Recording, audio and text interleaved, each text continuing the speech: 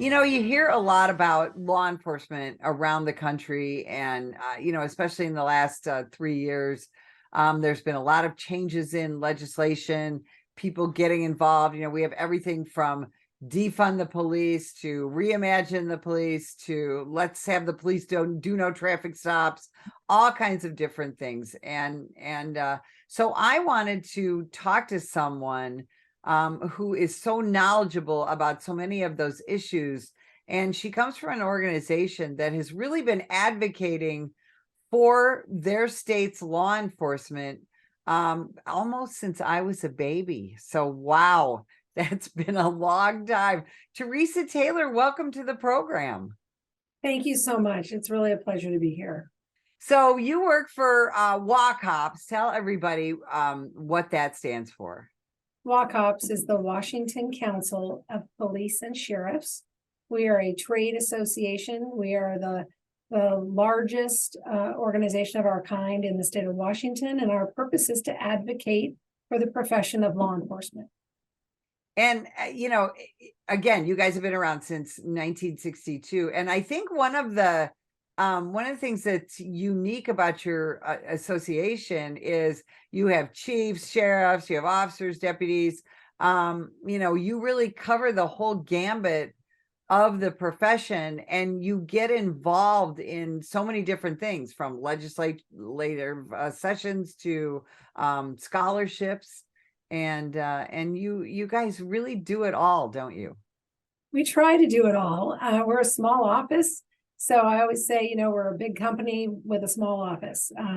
We are an organization of organizations. So folks often think that we're a union. We are not a union. We are a trade association, a nonprofit, but our membership are all union members. So our organization was built on a labor model. We believe in the importance of having labor protections for law enforcement in the state of Washington. And to be a member of WACOPS, you must be a member of your local bargaining unit, and that bargaining unit then joins WACOPS. And as a result of that, we represent over 5,000 boots on the ground officers in the state of Washington. And you're correct, we do also have many levels of management that have chosen to be members of our organization as well. And I think that's really important, because when you have a leadership involved in an association like yours, then there's just such a broader perspective for everyone in the organization. And especially in the last 3 years, but even long before 2020, police unions got kind of a bad rap, didn't they? There's always this narrative that police unions, and I was a member of a police union when I was a police officer, that all we do is try and save bad cops' jobs, and nothing could be further from the truth, right? Correct. We hear that, and we still hear that, especially in Washington, where there's all of this turmoil around the relationships between law enforcement and members of the public, particularly members of the public that feel marginalized. There's always this idea that if not for the unions, right? But the fact is, WACOPS, as an example, our board is entirely made up of fully commissioned officers. They're elected by their fellow officers from across the state. And I have never heard a member, two things. I've never heard one of my members say, we cannot have any more reform. Officers are very open to new ways of doing things. They're probably the most adaptable, trainable group of professionals in any career. I'd stand them up against any profession in terms of their willingness to always be evolving to meet the needs of their community. And I've never heard a member say, oh, we need to keep bad cops on the job. The last thing a good cop wants is to have to work with a bad cop. Our process here in the state of Washington is very stringent to be hired to begin with. That doesn't mean that there aren't people that ultimately, don't fit well in the profession, but unions are not there to keep bad cops working. In fact, bad cops make it that much harder for unions to do the good work that they're there to do. And you're absolutely right. And in a state like Washington, you guys have been dealing with, um, I don't even know how to put it, the kind of a war on cops, not just, physically, but also just attacks on the profession for a long, long time, haven't you? You've got, you have a very diverse state. You have extremely urban areas like Seattle, and then you have mountainous, rural areas, Spokane and Spokane Valley is practically Idaho. And, it's just the diversity in Washington is fascinating. And I encourage anyone, if you've never visited Washington State, it makes a great vacation place. But the diversity of your law enforcement personnel is just as diverse as your citizens that you serve, isn't it? I would make that argument. One of the struggles we have here in Washington is that we have a legislature that is predominantly of one party. And in this case, it happens to be Democrat controlled. But the reality is that it doesn't matter, in my view, which party is in control. When you have a party that controls all aspects of your legislative as well as your executive branch, you lose any ability to create balance and tension in any kind of debate. And so in Washington, having a single party in total control of all aspects of the process, we are faced with a difficult time trying to get alternative viewpoints to be considered in the debate. And so even though we do have this geographically tremendously diverse state, we have all sorts of viewpoints and beliefs across our state, from rural to urban, from suburban, from the oceans to the mountains. I mean, we have all these different kinds of lifestyles, and yet a lot of that's not being considered in our policy debates because we have it really being completely monopolized by a single viewpoint. And that's really made it tremendously challenging on the issues related to officer safety and public safety. When you talk about labor rights, we have a legislature that's been very supportive of maintaining and, in fact, enhancing the labor rights of law enforcement. So we have this strange balance going on between these two very important issues that we focus on here at WACOPS.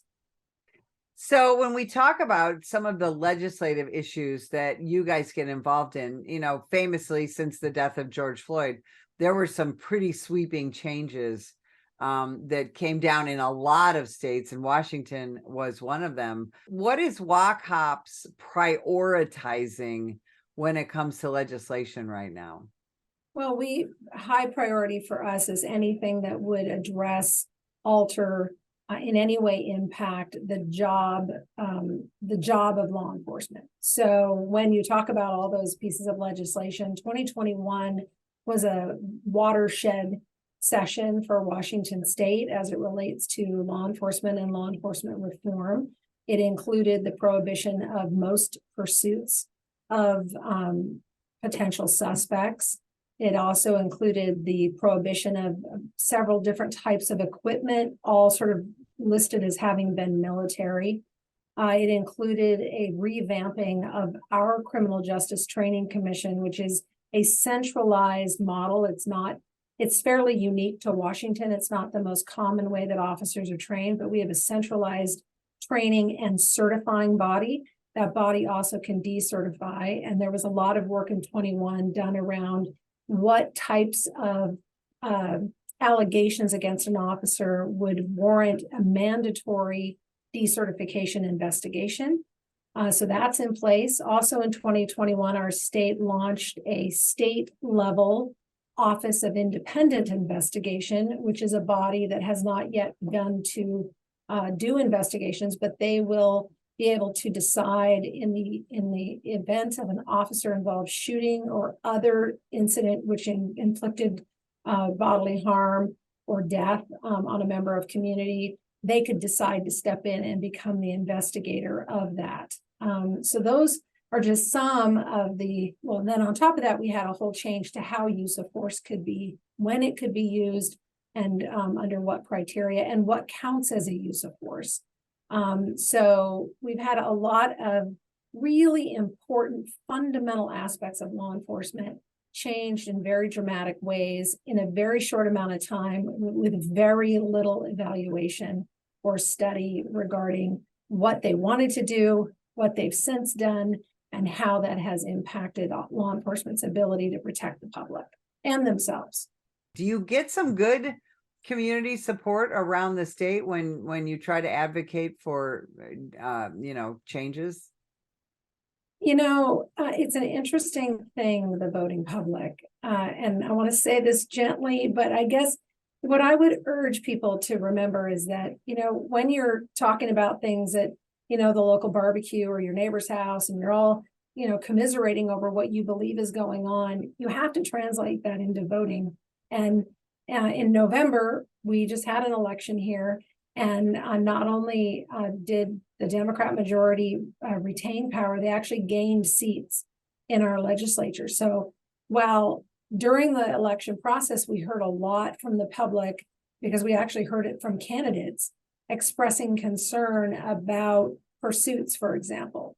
And yet the election has come and gone, and those legislators have been affirmed in what they did. And even though many of them had promised, in exchange for your vote, believe me, I'll go back to the legislature and fix this. We have yet to fix it, and we're running out of days. So session's going to end on April 23rd. And as of right now, there's no clear path to resolving even the pursuit issue in our state.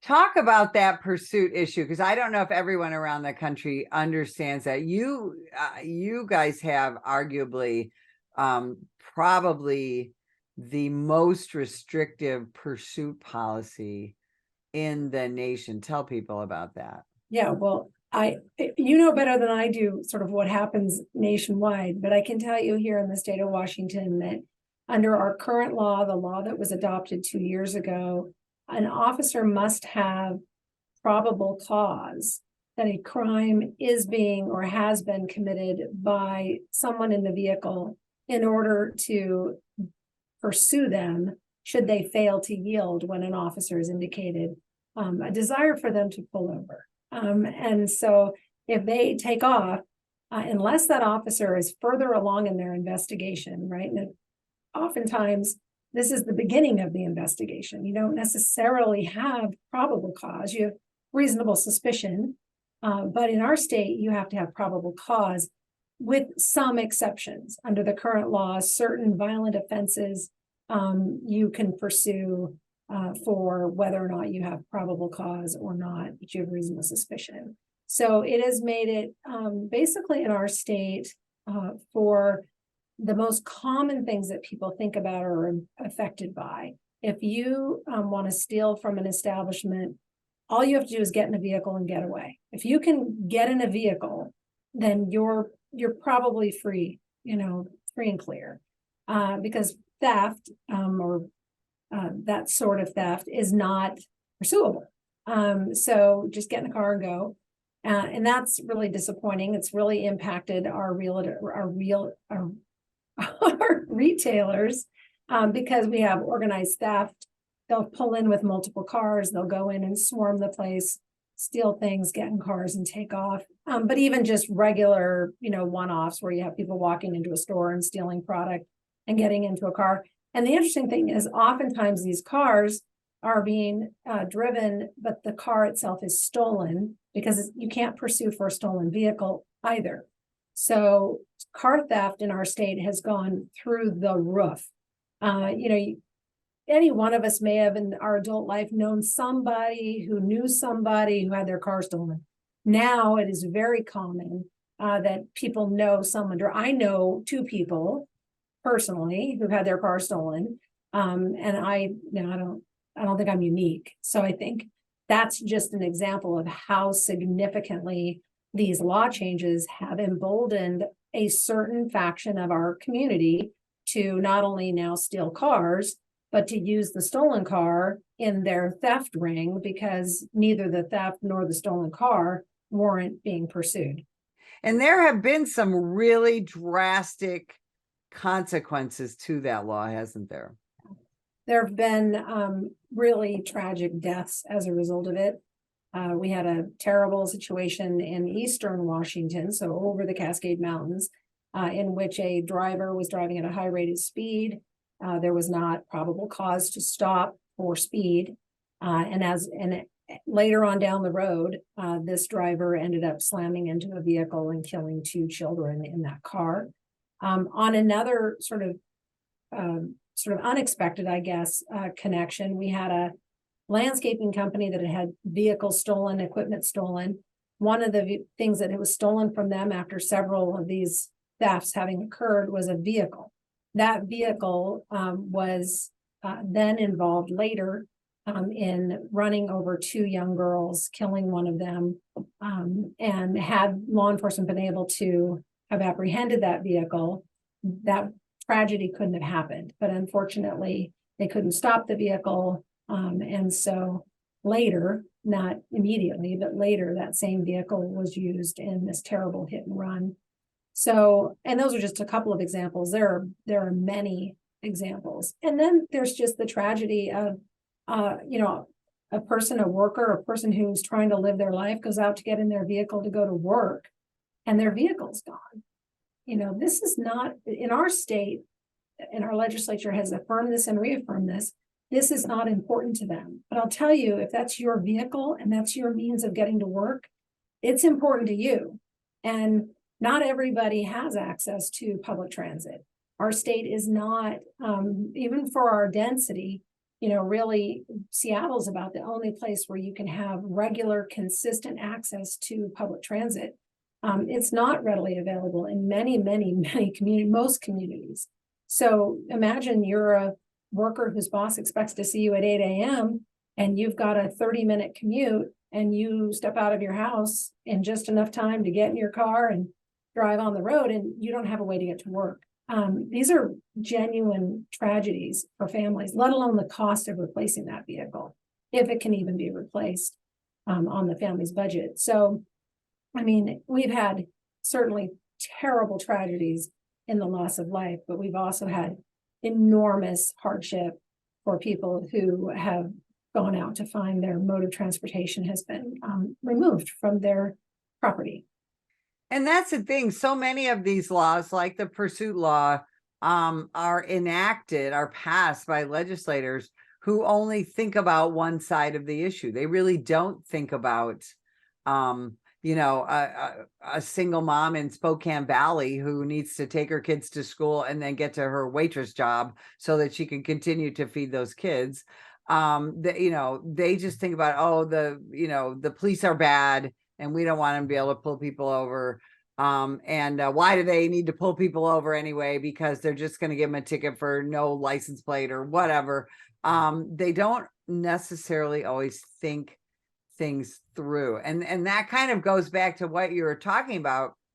When you don't have this diversity of legislators, you tend to get a very one-sided view, don't you? Right. I mean, we all should be careful all the time to not just speak in an echo chamber. I like to talk to people who have different viewpoints than I do. I want to check myself. I want to know. As an organization, WACOPS is very open to. We reach out to all of the different community organizations that have an interest in this topic. We're not afraid of making sort of surprising alignments with other groups. We've proven this over and over again because we want to make sure that we're able to share with them our perspective from law enforcement, but we want to hear from them because oftentimes you can get differing minds in a room together. You can find that you have more in common and more agreement than you think. But if you aren't willing to have that conversation, it's really easy to just assume we don't agree and we're not going to. We've been able to bridge a lot of challenging conversations with Washington State's various communities by having face-to-face conversation. But in 2021, our legislature really discouraged, in fact, did not even allow for folks with any different viewpoint to be heard. They did not want any opposition. They wanted to just ram their ideas through. And they were very effective at doing that. You know, it's interesting, you were talking about pulling people over for this or for that. This year, Washington State's had a bill, and it's at the moment not going anywhere, but it would have banned traffic stops. And so I'm sure we'll be dealing with that bill again next year. But for this year, I think, of course, it's too soon to say for sure, because crazy things can happen with the legislature. They can suspend rules and do all kinds of things if they wanted to. But it sounds like for this year, that bill's not going forward. But it would have done exactly that. It would have made it so that an officer could not stop a vehicle if the primary reason for the stop was some sort of safety related issue or expired tabs or a variety of things. Well, you guys are slowly chipping away, which is what has always impressed me about what you do. And you're out in the community talking, you're out in the media talking, and you're letting people know that you really don't just work for law enforcement, you represent them, but you're ultimately working to help keep the community safe. And that's what we so appreciate about what WACOPS is doing. Tell people where they can find you on the web and on social media. So we're on Facebook, Washington Council of Police and Sheriffs. So we would encourage everybody to like us and see what we post there. And then our website is www.wacops.org. I tell you, Teresa, I can't thank you enough for spending time with us today. This was a really enlightening conversation, and we appreciate everything that you do. And if you would like more information about the National Police Association, visit us at nationalpolice.org.